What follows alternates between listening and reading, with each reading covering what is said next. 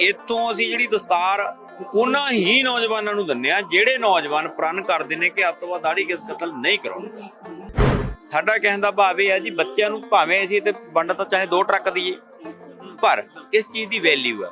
साडे गुरु साहिबानां ने किड्डियां कुर्बानियां कीतियां नेगीਆਂ दस्तार दे लई। ਅਸੀਂ इस चीज़ की वैल्यू बनाउणी आ भी ਜਿਹੜਾ भी दस्तार दे लई, क्योंकि आपां ने ना तां कोई पैसा लेना ना कोई होर भेटा लेनी आ। हर साल जे समझ लो भी इतों 1000 बंदा दस्तार लेके गया ਤਾਂ ਸਾਨੂੰ 500-700 मिल के ਜਾਂਦਾ अगली वारी।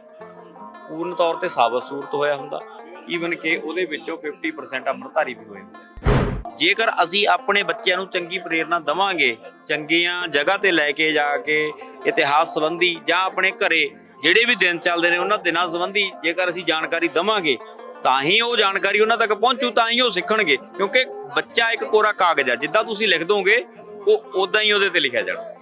ਸ਼ਹੀਦੀ ਦਿਹਾੜਿਆਂ ਦੇ ਮੌਕੇ ਖਾਸ ਤੌਰ ਤੇ ਬਹੁਤ ਸਾਰੇ ਪ੍ਰਚਾਰਕਾਂ ਦੇ ਵੱਲੋਂ ਇਸ ਗੱਲ ਦਾ ਸੰਦੇਸ਼ ਦਿੱਤਾ ਜਾਂਦਾ ਹੈ ਕਿ ਕੌਮ ਦੇ ਵਿੱਚ ਇਹਨਾਂ ਦਿਹਾੜਿਆਂ ਦੇ ਮੌਕੇ ਅਹਿਸਾਸ ਹੋਣਾ ਬਹੁਤ ਲਾਜ਼ਮੀ ਹੈ। ਜੋ ਵੀ ਸ੍ਰੀ ਚਮਕੌਰ ਸਾਹਿਬ ਜਾਂ ਸ੍ਰੀ ਫਤਿਹਗੜ੍ਹ ਸਾਹਿਬ ਦੀ ਧਰਤੀ ਦੇ ਉੱਪਰ ਆਉਂਦਾ ਹੈ ਉਹ ਆਪਦੇ ਮਨਾਂ ਦੇ ਵਿੱਚ ਪ੍ਰਣ ਕਰਕੇ ਜਾਵੇ ਕਿ ਮੈਂ ਇਹਨਾਂ ਦਿਹਾੜਿਆਂ ਦੇ ਮੌਕੇ ਜਿਹੜੀਆਂ ਕੁਰੀਤੀਆਂ ਕਰ ਰਿਹਾ ਜਾਂ ਮਨਮਤਾਂ ਕਰ ਰਿਹਾ ਉਹਨਾਂ ਤੋਂ ਗੁਰੇਜ਼ ਕਰਾਂਗਾ।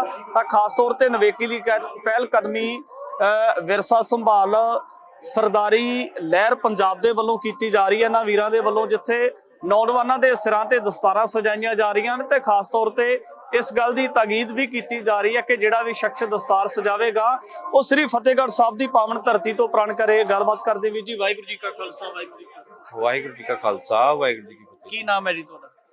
ਮੇਰਾ ਨਾਮ ਮਨਦੀਪ ਸਿੰਘ ਖੁਰਦ। ਵੀ ਜੀ ਸਭ ਤੋਂ ਪਹਿਲਾਂ ਕਿ ਦੱਸੋ ਇਹ ਜਿਹੜੀਆਂ ਤੁਸੀਂ ਸੇਵਾਵਾਂ ਕਰ ਰਹੇ ਹੋ ਕਿੰਨੇ ਕੁ ਸਮੇਂ ਤੋਂ ਕਰ ਰਹੇ ਹੋ? ਤਕਰੀਬਨ ਜਿਹੜਾ ਦਸਤਾਰ ਖੇਤਰ ਦੇ ਵਿੱਚ ਵਿਚਰ ਰਹੇ ਹਾਂ ਜੀ ਉਹ 18 ਸਾਲਾਂ ਤੋਂ ਸੇਵਾ ਕਰਦੇ ਆ ਰਹੇ ਹਾਂ। ਤੇ ਜਿਹੜਾ ਗੁਰਦੁਆਰਾ ਠੰਡਾ ਬੁਰਜ ਸਾਹਿਬ ਵਿਖੇ ਮਾਤਾ ਗੁਜਰ ਕੌਰ ਅਤੇ ਚਾਰੇ ਸਾਹਿਬਜ਼ਾਦਿਆਂ ਦੀ ਲਾਸ਼ਾਨੀ ਸ਼ਹਾਦਤ ਨੂੰ ਸਮਰਪਿਤ ਇਹ ਦਸਤਾਰਾਂ ਦੇ ਲੰਗਰ ਤੇ ਦਸਤਾਰ ਸਿਖਲਾਈ ਕੈਂਪ ਦਾ ਕਾਰਜ ਹੈ, ਉਹ ਤਕਰੀਬਨ ਅਸੀਂ 8 ਤੋਂ 10 ਸਾਲਾਂ ਦੇ ਹੋ ਗਏ ਸਾਨੂੰ ਜਿਹੜਾ ਅਸੀਂ ਇਸ ਜਗ੍ਹਾ ਤੇ ਕੈਂਪ ਲਾਉਣ ਲੱਗੇ। ਦਸਤਾਰਾਂ ਦੇ ਕੈਂਪ ਤੇ ਬਹੁਤ ਸਾਰੇ ਲਗਾਏ ਜਾਂਦੇ ਇਸ ਤਰੀਕੇ ਦੇ ਨਾਲ, ਪਰ ਤੁਹਾਡੀ ਇੱਕ ਨਵੇਕਲੀ ਜਿਹੜੀ ਕਹਿ ਸਕਦੇ ਕਿ ਅਚੀਵਮੈਂਟ ਦੇਖਣ ਨੂੰ ਮਿਲੀ ਹੈ ਕਿ ਤੁਸੀਂ ਕਹਿ ਰਹੇ ਹੋ ਕਿ ਉਹੀ ਨੌਜਵਾਨ ਸਾਡੇ ਕੋਲ ਦਸਤਾਰ ਸਜਾਉਣ ਆਵੇ ਜਿਹੜਾ ਪ੍ਰਣ ਕਰੂਗਾ ਕਿ ਮੈਂ ਕੇਸ ਤੇ ਦਾੜੀ ਨਹੀਂ ਕਤਲ ਕਰਾਉਣੀ।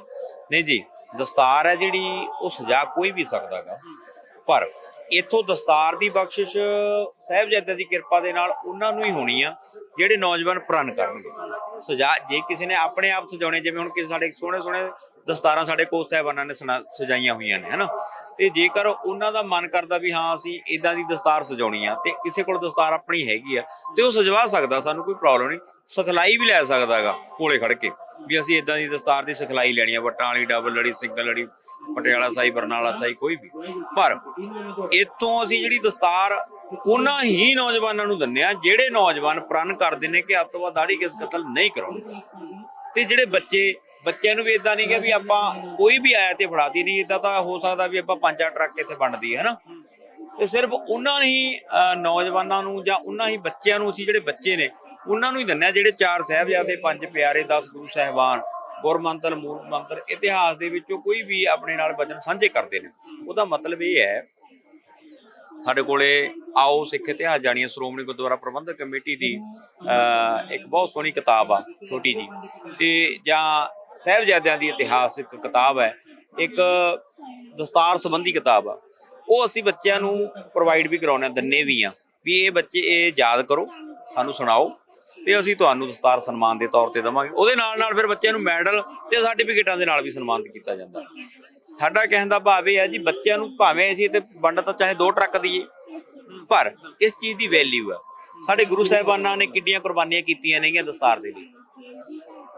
ਅਸੀਂ ਇਸ ਚੀਜ਼ ਦੀ ਵੈਲਿਊ ਬਣਾਉਣੀ ਆ ਵੀ ਜਿਹੜਾ ਵੀ ਦਸਤਾਰ ਦੇ ਲਈ, ਕਿਉਂਕਿ ਆਪਾਂ ਨੇ ਨਾ ਤਾਂ ਕੋਈ ਪੈਸਾ ਲੈਣਾ ਨਾ ਕੋਈ ਹੋਰ ਭੇਟਾ ਲੈਣੀ ਆ, ਅਸੀਂ ਸਿਰਫ ਤੇ ਸਿਰਫ ਉਹਨਾਂ ਹੀ ਨੌਜਵਾਨਾਂ ਨੂੰ ਦੇਣੀ ਆ ਜਿਹੜੇ ਨੌਜਵਾਨ ਉਹ ਜਿਹੜੇ ਪ੍ਰਣ ਕਰਨਗੇ ਵੀ ਅੱਜ ਤੋਂ ਬਾਅਦ ਦਾੜੀ ਕੇਸ ਨਹੀਂ ਕਤਲ ਕਰਾਉਂਦੇ। ਬੱਚੇ ਉਹ ਜਿਹੜੇ ਕੋਈ ਨਾ ਕੋਈ ਗੁਰਬਾਣੀ ਦੇ ਵਿੱਚੋਂ ਗੱਲ ਸਾਂਝੀ ਕਰਨਗੇ, ਕਿਉਂਕਿ ਫਿਰ ਚੀਜ਼ ਦੀ ਵੈਲਿਊ ਬਣਦੀ ਆ।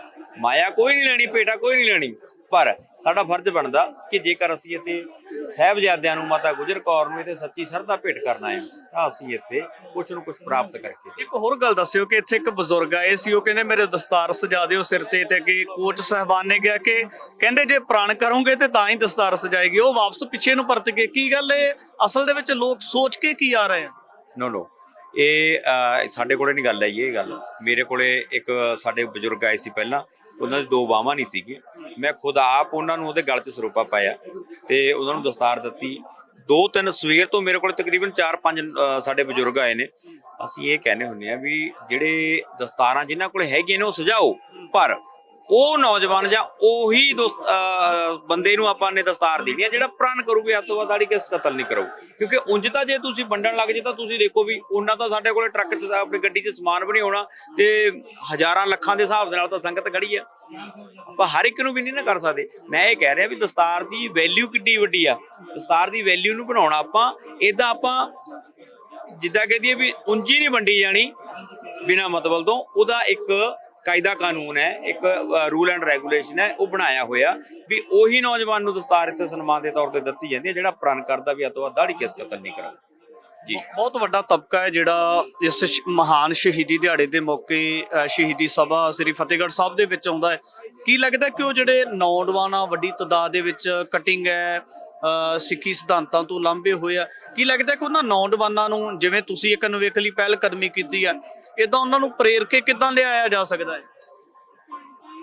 ਦੇਖੋ ਕਿਰਪਾ ਤਾਂ ਸੱਚੇ ਪਾਤਸ਼ਾਹ ਦੀ ਹੋਣੀ ਹੈ ਜੀ, ਜਦੋਂ ਵੀ ਹੋਣੀ ਹੈ, ਪਰ ਸ਼੍ਰੋਮਣੀ ਗੁਰਦੁਆਰਾ ਪ੍ਰਬੰਧਕ ਕਮੇਟੀ ਜਾਂ ਸਾਡੇ ਵਰਗੀਆਂ ਅਨੇਕਾਂ ਪ੍ਰਕਾਰ ਦੀਆਂ ਸੰਸਥਾਵਾਂ ਨੇ ਜਿਹੜੀਆਂ ਆਪੋ ਆਪਣੇ ਪੱਧਰ ਤੇ ਆਪਣੇ ਪਿੰਡਾਂ ਦੇ ਵਿੱਚ, ਸ਼ਹਿਰਾਂ ਦੇ ਵਿੱਚ, ਕਾਲਜਾਂ ਦੇ ਵਿੱਚ, ਯੂਨੀਵਰਸਿਟੀਆਂ ਦੇ ਵਿੱਚ ਜਾ ਕੇ ਨੌਜਵਾਨਾਂ ਨੂੰ ਤੇ ਬੱਚਿਆਂ ਨੂੰ ਪ੍ਰੇਰਿਤ ਕਰਦੀਆਂ ਨੇ ਬਾਣੀ ਨਾਲ, ਬਾਣੇ ਲਈ, ਆਪਣੇ ਧਰਮ ਦੇ ਨਾਲ ਜੁੜ ਕੇ ਰਹਿਣ ਲਈ।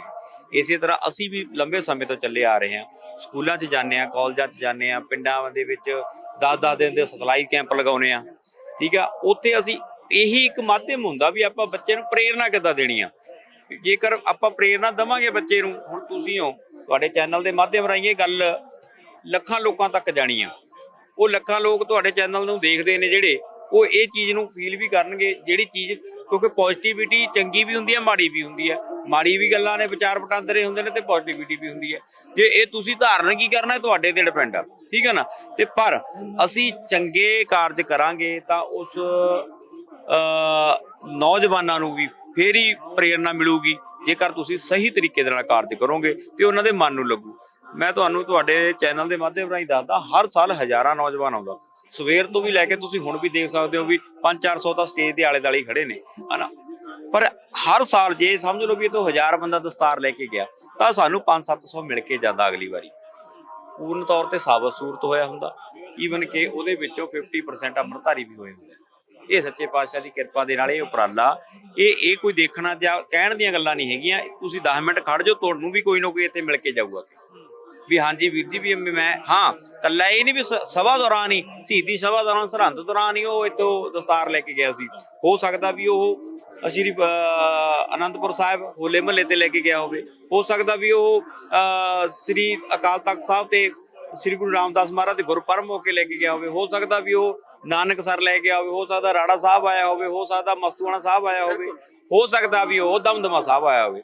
ਇਹ ਵੱਡੇ ਅਦਾਰੇ ਜਾਂ ਵੱਡੀਆਂ ਸੰਸਥਾਵਾਂ, ਵੱਡੇ ਇਤਿਹਾਸਕ ਸਥਾਨ ਜਿੱਥੇ ਅਸੀਂ ਇਹ ਕਾਰਜ ਕਰਦੇ ਆ, ਲਗਾਤਾਰ ਹੁੰਦੇ ਨੇ। ਇਹ ਨਹੀਂ ਵੀ ਸਾਲ ਬਾਅਦ ਇੱਥੇ ਸਿਰਫ ਸੇਵਾ ਨਿਭਾਉਣੀ ਆ, ਕਿਉਂਕਿ ਜੇ ਲਗਾਤਾਰ ਕੋਈ ਚੀਜ਼ ਕਰਦੇ ਰਹੋਗੇ ਨਾ, ਜੇ ਪੱਥਰ ਤੇ ਵੀ ਬੂੰਦ ਪਈ ਜਾਂਦੀ ਹੈ ਤਾਂ ਉਹ ਆਪਦਾ ਅਸਰ ਜ਼ਰੂਰ ਦਿਖਾਉਂਦੀ ਹੈ। ਇੱਕ ਹੋਰ ਗੱਲ ਦੱਸਿਓ ਕਿ ਪਹਿਲਾਂ ਦੇ ਨਾਲੋਂ ਜਿਹੜਾ ਨੌਜਵਾਨ ਤਬਕਾ ਹੈ, ਅਹਿਸਾਸ ਹੋਇਆ ਦਸਤਾਰ ਨੂੰ ਲੈ ਕੇ, ਦਸਤਾਰ ਦੇ ਵੱਲ ਮੁੜੇ ਆ ਨੌਜਵਾਨ? ਬਿਲਕੁਲ ਮੁੜਦੇ ਆ ਜੀ, ਬਿਲਕੁਲ ਮੁੜਿਆ। ਤੁਸੀਂ ਆਪ ਹੀ ਦੇਖ ਸਕਦੇ ਹੋ ਅੱਜ ਕੱਲ ਦੀ ਜਿਹੜੀ ਛੋਟੇ ਬੱਚੇ ਨੇ, ਨੌਜਵਾਨ ਨੇ, ਤੁਸੀਂ ਇਹ ਦੇਖ ਲਓ ਵੀ ਸਾਡੇ ਕੋਲੇ ਜੇ ਬਾਹਲਾ ਨਹੀਂ ਤਾਂ ਇੱਥੇ ਮੈਨੂੰ ਤਾਂ 50 ਤੋਂ ਲੈ ਕੇ 100 ਦੇ ਵਿੱਚ ਤਾਂ ਸਾਡੇ ਦਸਤਾਰ ਕੋਚ ਹੀ ਨੇ।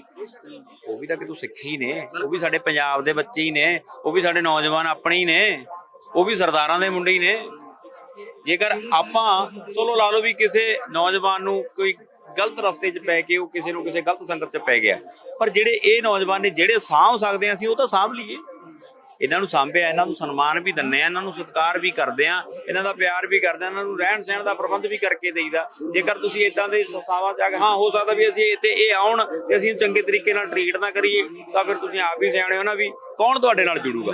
ਜਿੱਥੇ ਤੁਹਾਡੇ ਵਰਗੇ ਨੌਜਵਾਨ ਭਰਾਵਾਂ ਦੀਆਂ ਇਦਾਂ ਦੀਆਂ ਸੇਵਾਵਾਂ, ਕੀ ਲੱਗਦਾ ਕਿ ਉੱਥੇ ਮਾਪਿਆਂ ਦੀਆਂ ਜ਼ਿੰਮੇਵਾਰੀਆਂ ਬਣਦੀਆਂ? ਜਿਵੇਂ ਪੁਰਾਤਨ ਸਮਿਆਂ 'ਚ ਇਹ ਕਿਹਾ ਜਾਂਦਾ ਕਿ ਸਾਖੀ ਪ੍ਰਥਾ ਚੱਲਦੀ ਸੀ, ਘਰਾਂ ਦੇ ਵਿੱਚ ਜਿਹੜੇ ਬਜ਼ੁਰਗ ਵਡੇਰੇ ਹੁੰਦੇ ਸੀ, ਦਾਦੀ ਦਾਦਾ, ਉਹ ਗੋਦ ਵਿੱਚ ਬਿਠਾ ਕੇ ਬੱਚੇ ਨੂੰ ਸਾਹਿਬਜ਼ਾਦਿਆਂ ਬਾਰੇ ਦੱਸਦੇ ਸੀ।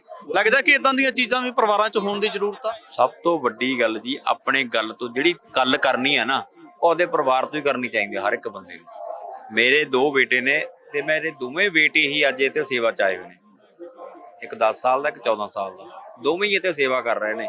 ਤੇ ਸਵੇਰ ਤੋਂ ਲੈ ਕੇ ਮੈਨੂੰ ਨਹੀਂ ਪਤਾ ਵੀ ਉਹ ਇੱਥੇ ਕੀ ਕਰਦੇ ਨੇ, ਤੇ ਸੇਵਾ 'ਚ ਹੀ ਨੇ। ਜੇਕਰ ਅਸੀਂ ਆਪਣੇ ਬੱਚਿਆਂ ਨੂੰ ਚੰਗੀ ਪ੍ਰੇਰਨਾ ਦੇਵਾਂਗੇ, ਚੰਗੀਆਂ ਜਗ੍ਹਾ ਤੇ ਲੈ ਕੇ ਜਾ ਕੇ ਇਤਿਹਾਸ ਸੰਬੰਧੀ ਜਾਂ ਆਪਣੇ ਘਰੇ ਜਿਹੜੇ ਵੀ ਦਿਨ ਚੱਲਦੇ ਨੇ ਉਹਨਾਂ ਦਿਨਾਂ ਸੰਬੰਧੀ ਜੇਕਰ ਅਸੀਂ ਜਾਣਕਾਰੀ ਦੇਵਾਂਗੇ, ਤਾਂ ਹੀ ਉਹ ਜਾਣਕਾਰੀ ਉਹਨਾਂ ਤੱਕ ਪਹੁੰਚੂ, ਤਾਂ ਹੀ ਉਹ ਸਿੱਖਣਗੇ। ਕਿਉਂਕਿ ਬੱਚਾ ਇੱਕ ਕੋਰਾ ਕਾਗਜ਼ ਆ, ਜਿੱਦਾਂ ਤੁਸੀਂ ਲਿਖ ਦੋਗੇ ਉਹ ਉਦਾਂ ਹੀ ਉਹਦੇ ਤੇ ਲਿਖਿਆ ਜਾਣਾ। ਇਸ ਲਈ ਹਰ ਇੱਕ ਗੱਲ ਆ ਪਹਿਲਾਂ ਤਾਂ ਆਪਣੇ ਘਰ ਤੋਂ ਜਾਣੀ ਚਾਹੀਦੀ ਆ, ਉਸ ਤੋਂ ਬਾਅਦ ਆਪਣੇ ਪਿੰਡ ਦੇ ਵਿੱਚੋਂ, ਆਪਣੇ ਇਲਾਕੇ ਚੋਂ, ਪੰਜਾਬ ਜ਼ਿਲ੍ਹਾ ਤੇ ਪੂਰੇ ਸਮਾਜ ਦੇ ਵਿੱਚ ਤੁਸੀਂ ਸੇਧ ਫੇਰ ਹੀ ਦੇ ਸਕਦੇ ਹੋ ਜੇ ਤੁਹਾਡਾ ਆਪਣਾ ਘਰ ਚੰਗਾ ਜੀ। ਨੌਜਵਾਨ ਵੀਰਾਂ ਦਾ ਵੱਡਾ ਉਪਰਾਲਾ ਤਾਂ ਖਾਸ ਤੌਰ ਤੇ ਆਏ ਸਾਲ ਜਦੋਂ ਵੀ ਸ਼ਹੀਦੀ ਦਿਹਾੜੇ ਆਉਂਦੇ ਆ ਤਾਂ ਇਹਨਾਂ ਦੇ ਵੱਲੋਂ ਬਹੁਤ ਵੱਡਮੁੱਲੀਆਂ ਸੇਵਾਵਾਂ ਕੀਤੀਆਂ ਜਾਂਦੀਆਂ ਨੇ। ਭਵਿੱਖ ਦੇ ਵਿੱਚ ਵੀ ਇਸ ਤਰ੍ਹਾਂ ਦੀਆਂ ਤਮਾਮ ਸਾਰੀਆਂ ਜਿਹੜੀਆਂ ਸ਼ਖਸੀਅਤਾਂ ਦੇ ਵੱਲੋਂ ਸ਼ਹੀਦੀ ਦਿਹਾੜਿਆਂ ਦੇ ਮੌਕੇ ਸਮਾਜ ਵਿੱਚ ਨਿਵਕਲੀਆਂ ਸੇਵਾਵਾਂ ਨੇ, ਉਹ ਵੀ ਤੁਹਾਡੇ ਦਰਮਿਆਨ ਲੈ ਕੇ ਹਾਜ਼ਰ ਹੋਵਾਂਗੇ।